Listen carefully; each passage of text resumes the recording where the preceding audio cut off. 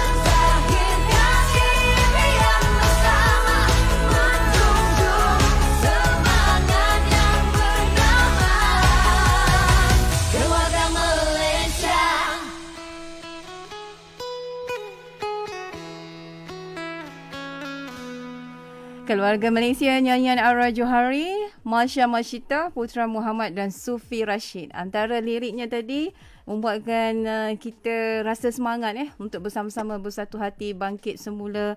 Antara liriknya, ayuh kita zahirkan impian bersama, hapuskan kebencian, ayuh kita bersama bangkit semula. Hari ini dah genap 100 hari. Jadi kita nak berkongsi tentang 100 hari aspirasi keluarga Malaysia yang pastinya menjadi harapan setiap rakyat Malaysia. Kita nak yang terbaik InsyaAllah dalam kita pemulihan ini kita kena beri sokongan kepada pucuk kepimpinan negara sekarang. Jadi kita nak 100 hari itulah rasanya macam lebih kurang dalam 3 bulan lah. Tak sampai 3 bulan 10 hari lah lebih kurang Jadi untuk itu hari ini dalam rancangan Temu Bual Alpha 102 kita nak menilai 100 hari itu kupasannya yang lebih layak rasanya bersama dengan tetamu kita hari ini. Mungkin sikit lah boleh kita kongsikan dengan pendengar hari ini iaitu yang berusaha Dr. Nirwandi Maknudin, penganalisis keselamatan dan politik yang tak asing lagi di negara kita. Mungkin ada yang dah kenal dengan doktor, selalu tengok di televisyen dan sebagainya dalam rancangan Bual Bicara. Jadi doktor, nak tanya doktor, tadi saya dah sebut 100 hari ni kan, kita rasa macam susahlah sikit kita nak menilai kan. Kita kalau nak menilai orang pun dalam masa 3 bulan tu, mungkin kita tak boleh nak memberi penilaian yang maksimum lah kan. Kita masih lagi, kalau budak tu, baby tu masih lagi merangkak dan sebagainya kan. Tapi pada pandangan doktor sendirilah dalam tempoh pemulihan ni, bagaimana pucuk kepimpinan negara mengemudi keluarga Malaysia untuk tempoh 100 hari ini sebagai mukadimah kita hari ni. Silakan doktor. Terima kasih. Semangat kita dengar Pak Tadi pun rasa semangat bagi itulah. Happy sikit kan. Yang baik untuk kita mulakan program pada hari ni. Jadi apa yang kita lihat kalau kita bercakap tentang isu dalam negara, tentang isu keluarga Malaysia dan sebagainya, sebenarnya kita berkisar tentang isu perkara tentang mencari satu keseimbangan apabila pandemik COVID-19 melanda negara daripada tahun lepas lagi. Dan sudah tentu kita melalui isu yang selalu kita bincangkan, isu keselamatan kesihatan, keselamatan politik dan keselamatan ekonomi. Tetapi apa yang menariknya dalam tempoh 100 hari ini, kita lihat perkara-perkara yang telah dirancang, perkara-perkara yang telah dibangunkan berada dalam satu kestabilan. Dan berada dalam satu politik pun ada satu suasana yang agak tenang, agak stabil. Dan ini yang saya rasa adalah satu bentuk kejayaan, satu bentuk aspirasi baru kepada rakyat negara. Betul? Yang menuju kepada fasa pemulihan pandemik COVID-19. Sebab apabila berlakunya isu-isu berhubung dengan permasalahan COVID, keselamatan kesihatan dan keselamatan ekonomi, ramai rakyat merasa tertekan. Ramai rakyat merasakan mereka perlu diberikan perhatian dari pihak kerajaan. Dan perhatian itu telah berjaya membuahkan sedikit hasil. Di mana ia harus bersifat kerjasama dua hala. Di antara masyarakat, di antara pimpinan dan juga strategi-strategi polisi serta inovasi yang dibangunkan. Dan dalam pentarifan keluarga Malaysia, aspirasi keluarga Malaysia 100 hari ini, saya merasakan perkara itu sudah dapat dilihat keberkesanan, di mana ketenangan itu dari segi aspek politik telah berjalan, di mana pencapaian-pencapaian dalam konteks politik telah berjalan. Dalam aspek keselamatan kesihatan, kita berada di landasan yang baik dengan program vaksinasi dan sebagainya. Manakala apa yang perlu ditumpukan pada ini adalah pembangunan semula isu-isu berhubungan ekonomi, mikro kecil sederhana, PMKS, peluang-peluang pekerjaan, masyarakat kembali bekerja, dan keapungan kecairan tunai yang masih berlaku dalam negara kita. Moratorium masih lagi berlaku sekarang ni, masih lagi berjalan. Dan ini memberikan saya rasa sedikit harapan dan kelegaan. Kerana mana-mana negara, di sinilah fasa yang penting. Dan dalam 100 hari ini saya rasa kita mencapai kestabilan, ketenangan politik, keselamatan kesihatan yang berjalan dengan baik, dan pemulihan ekonomi itu saya rasa yang perlu dilihat dan perlu tingkatkan secara bersama melalui polisi-polisi dasar-dasar kementerian kerajaan, termasuk pembabituan masyarakat untuk meningkatkan kecarian tunai, terutamanya dalam sektor domestik negara. Maknanya kita berada di landasan yang betul pada peringkat awal ini. 100 hari ini boleh dikatakan peringkat awal lah. Dan it's a good start lah saya rasa dengan moratorium, bantuan keluarga Malaysia, dengan bantangan bajet kita pun banyak memberi bantuan kepada mereka yang terkesan, juga dengan pelaksanaan jendela dan sebagainya untuk ke arah teknologi dan liputan internet yang lebih baik. Jaringan jendela itu memang sangat diperlukan akan datang. Jadi memang jelaslah kita boleh nampak, walaupun dalam 100 hari ini kita nampak banyak dah, seperti yang doktor kongsikan, yang kita dah buat lah. Okey, kita jelas bahawa pandemik COVID-19 memberi impak yang cukup berat. Bukan kita saja tapi di seluruh dunia. Buat negara serta rakyat. Langkah ke fasa endemik ni tertangguh pula. Berikutan pelbagai isu yang perlu diperhalusi. Contohnya ancaman varian Omicron sekarang ini yang menghantui rakyat yang masih lagi dalam proses untuk mendapatkan suntikan booster. Timbul pula sekarang ni doktor, kenaikan harga barang. Jadi ini semua adalah satu cabaran lah doktor ataupun satu hiccups Ini adalah memberi kesan kepada teras utama keluarga Malaysia, iaitu keterangkuman, kebersamaan dan kesyukuran. Macam mana tu doktor Pandangan doktor. Kita nak menghadapi semua ni Betul. Apa yang Lela maksudkan itu satu perkara yang saya rasa cukup baik kan, analisa yang kita lihat daripada petang awal. Kerana kalau kita flashback balik kan, kita imbau kembali apa yang berlaku dalam negara kita. Daripada awal kita menghadapi pandemik COVID-19, masyarakat berasa panik, masyarakat berasa takut. Kita masih ingat, saya masih lagi teringat peristiwa-peristiwa keadaan-keadaan itu berlaku kan. Dan akhirnya kita berjaya meratakan kelok penularan graf COVID-19 kan pada lebih kurang bulan Julai tahun lepas kita bulan itu. Dan kemudian apabila berlaku lagi isu-isu berhubung ketidakkestabilan politik, isu ketidaktentuan dalam elemen negara, dan akhirnya implikasi-implikasi itu telah datang kepada masyarakat. Dan masyarakat mula mendapat kembali COVID-19 itu secara agak dengan nisbah ataupun satu kes yang agak besar. Dan kemudian kalau kita lihat selepas itu berlaku satu keadaan di mana warga asing, penempatan warga asing yang tidak terurus memberikan satu perkara yang akhirnya membuatkan wabak itu terus menular dan menjangkiti orang-orang tempatan rakyat Malaysia. Dan berlaku beberapa pilihan, dan akhirnya pada elemen-elemen tertentu kita lihat perangkaan pergeraan yang telah berjaya dirangka dan diterjemahkan dengan lebih baik dalam konsep keluarga Malaysia membawa negara kepada keluar pada pandemik COVID-19. Dan kita antara negara yang pada awalnya diiktiraf sebagai sebuah negara yang berjaya mendapatkan vaksin dengan satu kadar yang cukup baik. Populasi dewasa yang telah divaksin, dan kita akan bercakap dengan populasi remaja yang sedang divaksin. Dan ini memberikan satu peningkatan kepada kelegaan kepada masyarakat.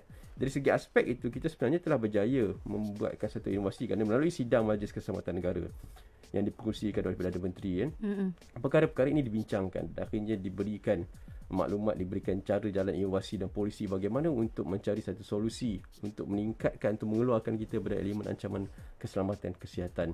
Jadi kita berjaya melaksanakan pada peringkat ini. Dan pada masa ketiga ini, apabila kita membincangkan negara-negara ASEAN seperti ASEAN Political Security Community, membincangkan tentang perkara-perkara berhubung bagaimana untuk menyiapkan diri menghadapi pandemik COVID-19 sebagai endemik, tetapi akhirnya agak sedikit terbantuk dengan varian baru dan sebagainya. Tetapi saya percaya, saya yakin dengan apa yang kita lakukan seperti kemasukan daripada elemen-elemen vaksin Sinovac, seperti apa yang telah dirancangkan dalam bentuk keterangkuman yang Lila cakap tadi, saya rasa perkara ini akan terus melibatkan satu bentuk inovasi daripada pihak-pihak tertentu, khususnya agensi-agensi berkepentingan kerajaan, untuk mencari solusi-solusi bagaimana kita menggunakan Akta 342 untuk menjalankan perintah kawalan pergerakan, bagaimana kita mendapatkan bekalan vaksin, dan seterusnya kita membentuk institusi-institusi untuk mengenali vaksin itu sendiri dan membina vaksin untuk negara sendiri. Dan saya rasa inilah cabaran sebenarnya memberi satu bentuk inovasi dalam mencari satu solusi berkepentingan masyarakat. Dan kenaikan barang tadi juga harus dilihat daripada sudut itu. Kerana dalam kita mencari satu bentuk keterangkuman, satu bentuk untuk mencarikan masyarakat itu berjaya menghadapi pandemik COVID-19, isu ekonomi merupakan persoalan yang berlaku dalam seluruh dunia. Betul. Dan banyak negara-negara terkesan dan banyak industri-industri terkesan. Dan dalam ini saya rasa apa yang telah dibincangkan juga telah dilakukan satu usaha-usaha awal untuk mencari apakah punca permasalahan kenaikan harga barang. Sama ada yang melibatkan orang tengah, melibatkan masalah-masalah bekalan atau permasalahan-permasalahan lain.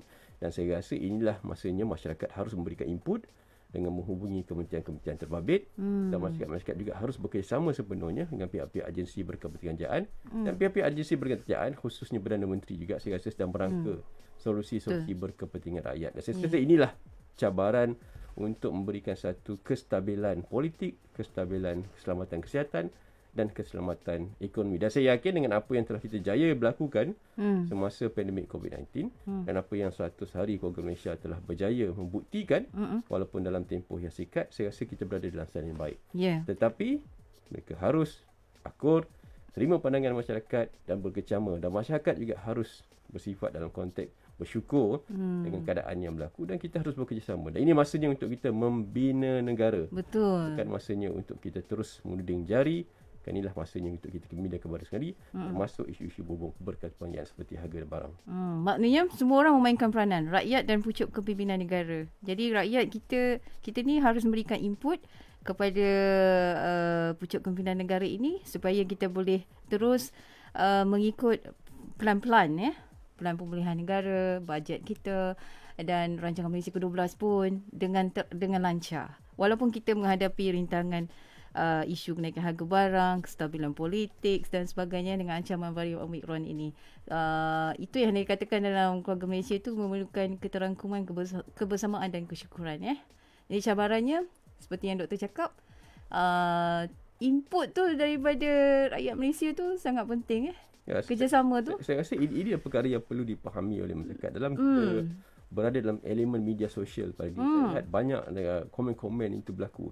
Tetapi saya lihat apabila selepas berlakunya pilihan raya negeri Melaka baru-baru ini, saya melihat satu landscape yang agak berbeza, di mana propaganda politik juga mula dilihat lebih pada kecenderungan pada elemen-elemen bentuk positif dan membina. Dan ini perkara yang perlu dipahami oleh masyarakat.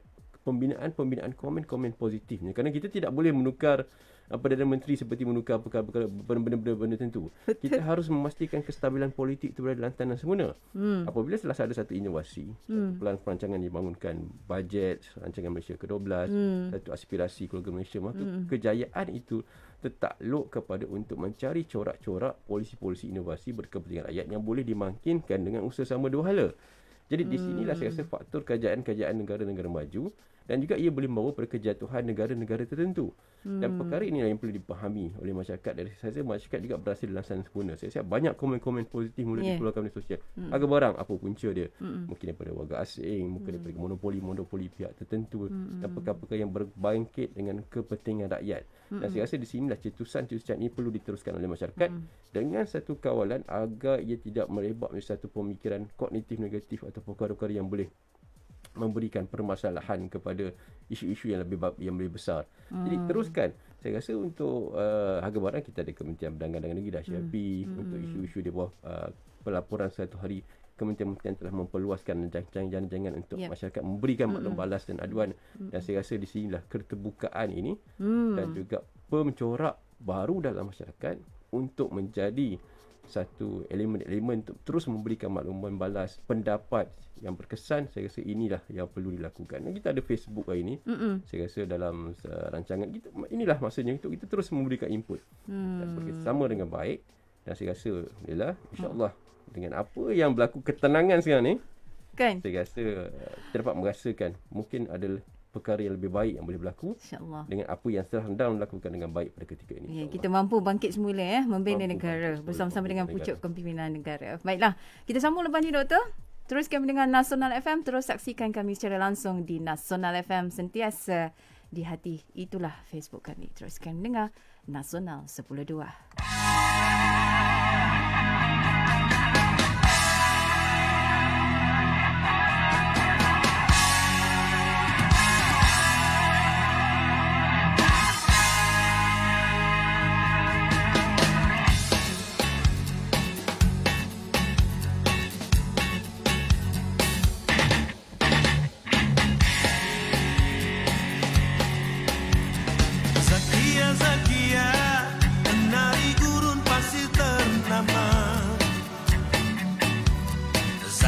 Zakia, terpesona aku melihatnya. Zakia, begitulah panggilan namanya. Semua yang melihat takkan dapat melupakannya.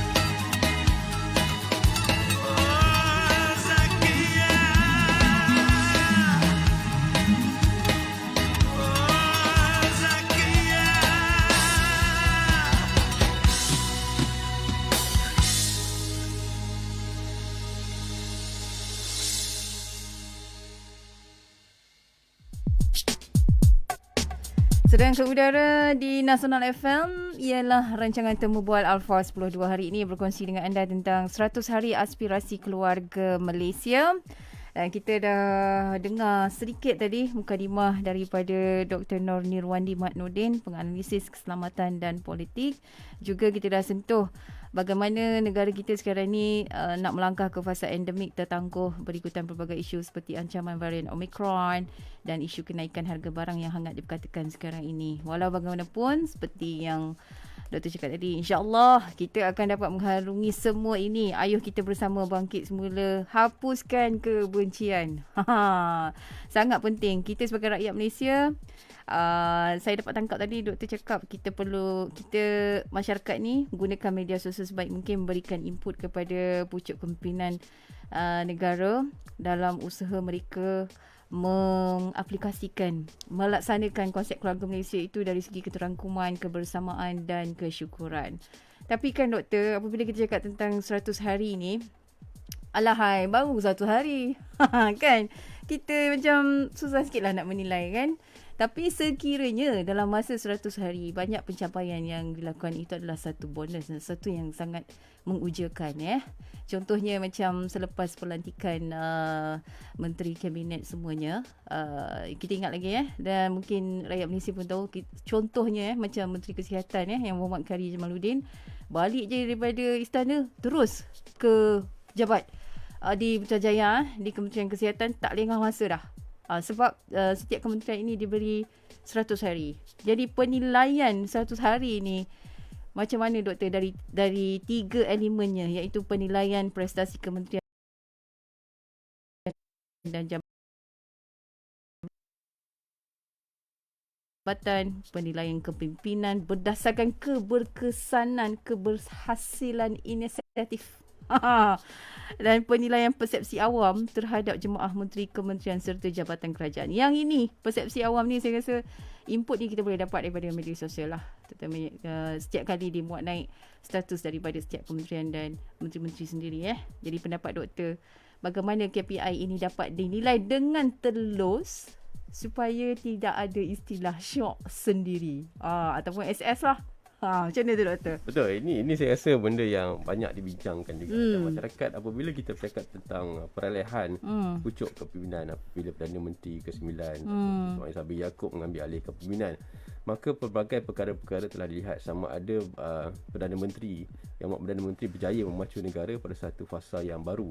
Tetapi saya merasakan apabila yang berlaku dalam keadaan itu, maka perlunya wujud satu strategi gabungan-gabungan tertentu. Dan pencapaian aspirasi 100 hari merupakan satu kaedah yang dilakukan di banyak negara, termasuk dalam negara kita sendiri, untuk menilai pencapaian awal, untuk melihatkan satu asas-asas fundamental value itu diletakkan dengan bentuk yang sempurna. Dan ia bukan satu perkara baru. Maka malah di Presiden luar negara, sama ada di Amerika Syarikat ataupun negara-negara maju lain, mereka juga mengamalkan penilaian berdasarkan komposisi 100 hari. Ia lebih bersifat kepada satu elemen untuk melihat sama ada pergerakan awal, percaturan awal polisi dan inovasi itu berada dalam satu landasan yang baik dan sempurna. Dan saya rasa ini perkara yang diterjemahkan dalam kepimpinan Perdana Menteri yang saya rasa juga bagus untuk memberikan penilaian awal. Dan secara telusnya ia perlu dilihat daripada segi pelbagai aspek yang berkepentingan masyarakat dan berkepentingan rakyat. Kerana kita harus ingat, aspirasi keluarga Malaysia adalah membentuk satu keterangkuman untuk kebersamaan rakyat mendapat manfaat daripada polisi-polisi dan inovasi yang dibentuk. Dan saya rasa kita mula lihat bagaimana kecairan politik itu sedang berlaku dalam negara kita. Apa yang saya maksud sebagai kecairan politik adalah bila politik itu bukan satu berbentuk istimewa, satu bentuk yang berbentuk privilege. Politik ataupun agensi atau executive power, kuasa eksekutif yang tertakluk dalam perlembagaan yang direncanakan oleh Perdana Menteri, diturunkan kepada menteri-menteri dan akhirnya digunakan agensi ini kan, adalah satu bentuk yang sedang pada masa ini adalah boleh dilihat dengan agak transparent, di mana masyarakat boleh menilai keberadaan di mana pimpinan-pimpinan tertentu. Masyarakat boleh menilai keberadaan agensi-agensi tertentu kerana ia telah berbentuk satu kecairan keterbukaan dalam sistem pentadbiran kecairan politik yang akhirnya penilaian itu dapat dilihat oleh masyarakat. Jadi walaupun KPI itu atas kertas nampak baik atau nampak cantik, tetapi akhirnya perterjemahan itu akan dilakukan oleh persepsi daripada masyarakat. Dan saya rasa di sinilah cabaran-cabaran untuk melihatkan daripada syok sendiri maka apa yang telah dibentangkan seperti Parlimen baru-baru ini di Presidensi Rakyat, maka penterjemahan itu 3 KPI asas yang selalu diberi maklum kepada kementerian-kementerian itu akan dinilai dan dilihat oleh masyarakat. Dan di sinilah masyarakat perlu lebih adil dalam memberikan satu bentuk pemahaman asas dan melihat kejayaan itu bukan berdasarkan persepsi semata-mata, tetapi lebih berdasarkan fakta, bukti dan perkara yang sedang dilakukan. Dan ini salah satu perubahan yang berlaku, di mana keterusan di kalangan pimpinan-pimpinan kerajaan, keterusan di kalangan pimpinan-pimpinan agensi-agensi berkepentingan masyarakat dan satu bentuk keterbukaan masyarakat untuk menganalisa, melihat permasalahan seperti persepsi-persepsi dengan lebih berbentuk faktual, fakta. Saya rasa akan memberikan membentuk satu bentuk negara maju dari segi komposisi pemikiran dan juga dari segi komposisi pembangunan negara. Saya rasa perkara inilah yang saya rasa sedang berlaku dan fasa ini amat kritikal dalam bentuk pembangunan negara. Maka bentuk-bentuk penilaian ini, maka di pihak kementerian, di pihak mereka tanggungjawab untuk memimpin kementerian, mereka harus terus. Kerana istilah untuk mencantikkan kad pelaporan itu bukan lagi satu kaedah yang relevan pada masa kini. Kerana ia sepatutnya juga memperlihatkan apakah permasalahan-permasalahan yang wujud di samping menunjukkan pencapaian-pencapaian yang telah ada. Kerana ia bukan bertujuan untuk mencantikkan kad pelaporan itu, tapi lebih bertujuan untuk meletakkan asas yang sempurna untuk dilihat berkepentingan masyarakat sepenuhnya. Dan saya rasa inilah perkara yang dimahukan oleh masyarakat, dan saya rasa inilah perkara yang disebut berulang kali oleh Yang Amat Perdana Menteri, kenapa kad pelaporan ataupun aspirasi keluarga Malaysia Satu Hari itu dilakukan. Bukan untuk mencantikkan, bukan untuk memperlihatkan, bukan untuk syok sendiri dan sebagainya, tetapi lebih untuk melihatkan satu batu asas yang sempurna. Saya rasa perkara itu sedang berlaku, dan saya melihat pada respon masyarakat dan media sosial, walaupun ada yang juga memberikan gambaran-gambaran yang mereka juga kurang selesa ataupun tidak yakin, tapi majoritinya saya rasa masyarakat sudah tahu apakah maksud sebenar 100 hari itu dan bagaimana mereka harus terus memperhalusi pelaporan-pelaporan tertentu berdasarkan fakta-fakta, dan di kalangan pimpinan-pimpinan mereka juga harus faham inilah masanya untuk membawa negara keluar daripada dengan satu peradaban politik baru, peradaban eksekutif, kuasa-kuasa eksekutif, peradaban satu governance bentuk baru, pentadbiran bentuk baru, dengan memberikan satu ruang keterbukaan berasaskan Perlembagaan Persekutuan dan Rukun Negara. Baik.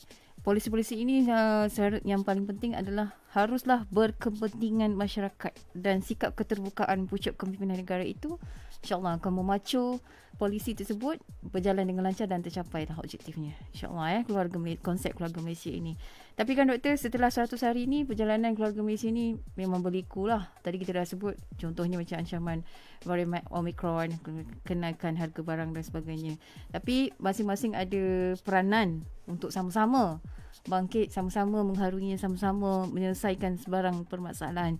Walaupun kita di jalan penuh liku ni, adakah keluarga Malaysia ni berada di landasan yang tepat ataupun kita perlu ada langkah-langkah drastik yang perlu diambil untuk kita bangkit dengan teguh?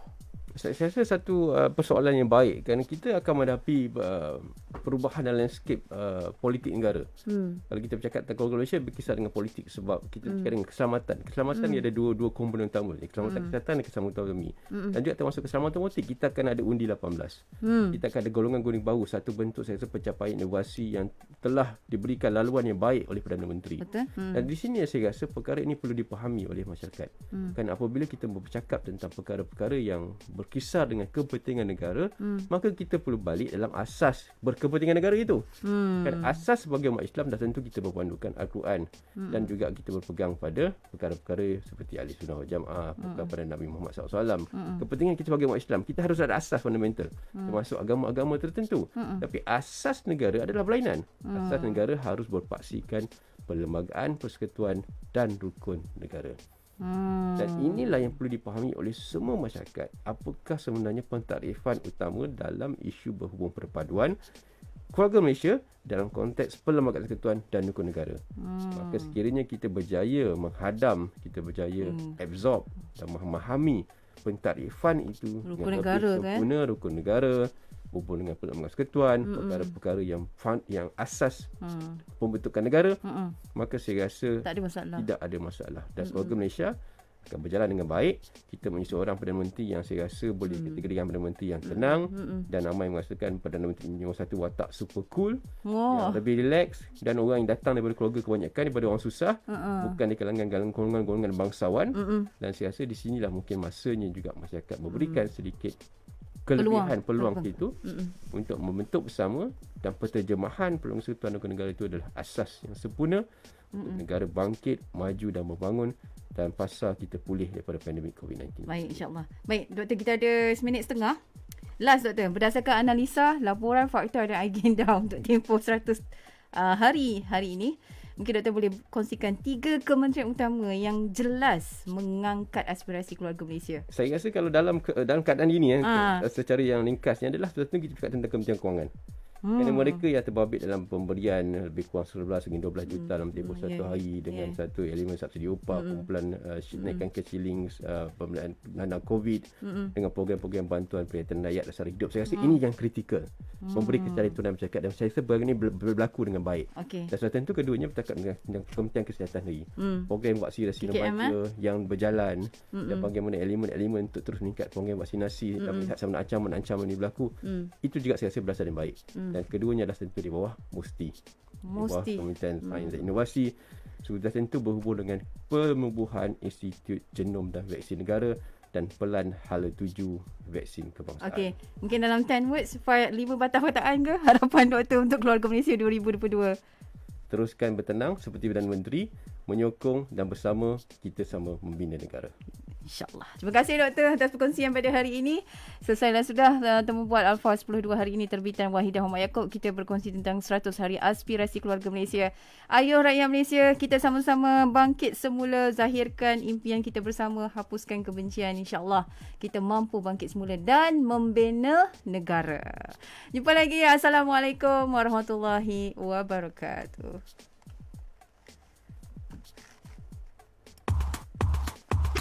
Persona FM. Persona FM.